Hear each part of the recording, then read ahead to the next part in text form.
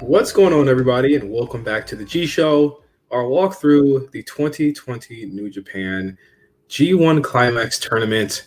I'm Justin, of course, here with Cyrus on our first of the daily, weekly episodes of the G1. Of course, we will be covering nights 1 and 2 of the G1, of course. Cyrus, what's up, man? You just finished night 2.